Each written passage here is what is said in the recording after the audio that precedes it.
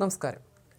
ബിൽഡറെ honey ട്രാപ്പിൽ കുടുക്കി കോടികൾ തട്ടിയെടുക്കാൻ ശ്രമിച്ച കേസിൽ സോഷ്യൽ മീഡിയ ഇൻഫ്ലുവൻസർ അറസ്റ്റിൽ. 10 മാസത്തിലേറെയായി ഒളിവിൽ കഴിഞ്ഞിരുന്ന സോഷ്യൽ മീഡിയ ഇൻഫ്ലുവൻസർ കീർത്തി പട്ടേലാണ് അഹമ്മദാബാദിൽ പിടിയിലായത്. കഴിഞ്ഞ വർഷം ജൂൺ 2-നാണ് കീർത്തിക്കെതിരെ സൂറത്തിൽ കേസ് രജിസ്റ്റർ ചെയ്തത്. കോടതി കീർത്തിക്കെതിരെ അറസ്റ്റ് വാറന്റ് പുറപ്പെടുവിച്ചിരുന്നു.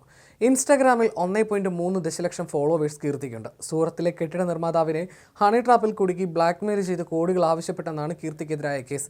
ഈ സംഭവത്തിൽ വേറെ 4 പേരെ നേരത്തെ അറസ്റ്റ് ചെയ്തിരുന്നു. സൂറത്തിലെ കോടതി അറസ്റ്റ് വാറന്റ് പുറപ്പെടുവിച്ചിട്ടും നഗരം മാറിയും ഇടയ്ക്കിടെ സിം കാർഡുകൾ മാറിയും കീർത്തി പോലീസിന് വെട്ടിച്ചു കഴിയുകയായിരുന്നു. അഹമ്മദാബാദിലെ സർഖേജിൽ നിന്നാണ് കീർത്തിയെ പിടികൂടുന്നത്. 10 മാസമായി കീർത്തിയെ കണ്ടെത്താനുള്ള അന്വേഷണത്തിലായിരുന്നുവെന്ന് പോലീസ് പറഞ്ഞു. ഗുജറാത്തിന്റെ വിവിധ ഭാഗങ്ങളിൽ ഒളിവിൽ കഴിയുകയായിരുന്നു കീർത്തി. 10 മാസമായി കീർത്തി പട്ടേലിനെ ഞങ്ങൾ കണ്ടെത്താൻ ശ്രമിച്ചുകൊണ്ടിരിക്കുകയായിരുന്നു.